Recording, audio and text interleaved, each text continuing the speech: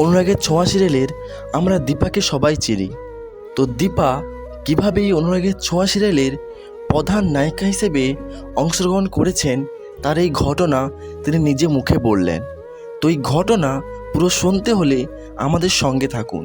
তো বন্ধুরা, আমরা আজকে দীপার সেই মর্মান্তিক এবং দুঃখের কাহিনী তোমাদের সঙ্গে তুলে ধরব, যা শুনলে তোমাদের চোখ থেকে জল গড়গড় করে চলে আসবে। তো স্বস্তিকা ঘোষ নিজেই বললেন, অডিশন দিতে এসে স্টেশনে রাত কাটাতে হয়েছে। তো সেই রাত কাটানোর বর্ণনা আজ তোমাদের সামনে তুলে ধরব। তো এই পুরো ঘটনা তিনি নিজে মুখে বললেন, তা এক ইন্টারভিউতে। দক্ষিণ 24 পরগনার রায়দিঘির এই মেয়ে স্বস্তিকা ঘোষ সদ্য উচ্চ মাধ্যমিক পরীক্ষা দিয়েছেন তিনি। বছর দুয়েক হলো অভিনয় জগতে এসেছেন। এর মধ্যেই অনুরাগের ছোঁয়া ধারাবাহিকে মুখ্য চরিত্রে অভিনয়ের সুযোগ পেয়ে গিয়েছেন স্বস্তিকা। সরস্বতীর প্রেম ধারাবাহিক দিয়ে তার অভিনয় জীবনে পথ চলা শুরু। ছোটবেলা থেকে অভিনেত্রী হওয়ার ইচ্ছে ছিল।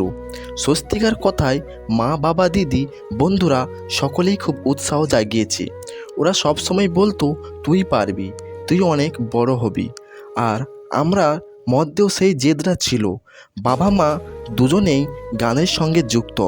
মা রবীন্দ্রসঙ্গীত নিয়ে চর্চা করেন, আমিও ভারতনাট্যম শিখেছি, 4th ইয়ার শেষ করেছি।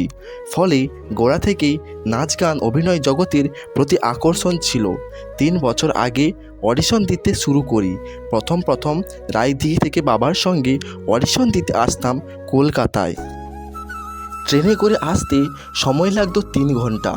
বাবা মা, দিদি, ভাই ও ঠাকুমা নিয়ে রায়দিঘিতে তার সুন্দর পরিবার। ছুটি ছাটায় বাড়িতে গেলে ভাই আর দিদির সঙ্গে সময় কাটতো।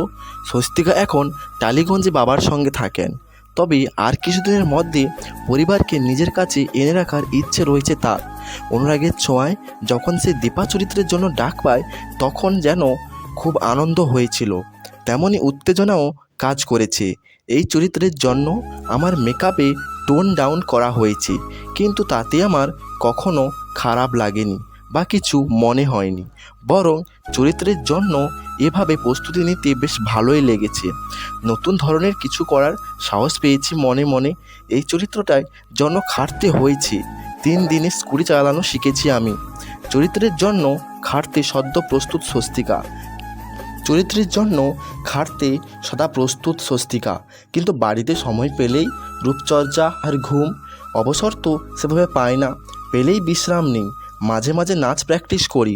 পড়াশোনা করতে কোনো দিনই যে ভালো লাগতো না, তবে গল্পের বই পড়ি। আর লকডাউনে ঘর কণার অনেক কাজ শিখেছি। আমি এমনই ভীষণ অগোছালো, রান্না বান্না কিছুই পারতাম না, কিন্তু লকডাউনে সব শিখে গিয়েছি। এখন বাসন মাজাটাও এনজয় করি। তবে লকডাউনে খুব বোর হচ্ছিলাম স্বস্তিকা।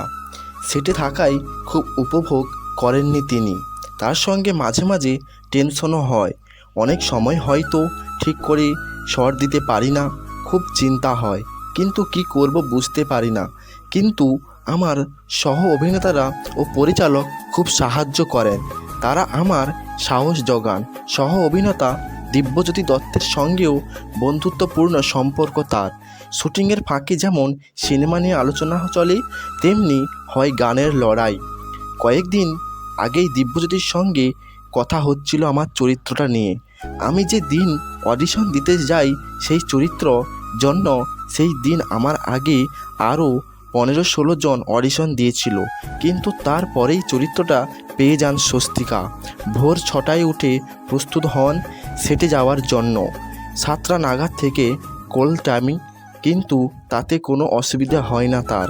রায়দিঘি এই সম্পূর্ণ কথা তিনি নিজে মুখেই বলেছেন এক ইন্টারভিউতে। তো সেখান থেকে আমার কালেক্ট করা। তো ভালো লাগলে অবশ্যই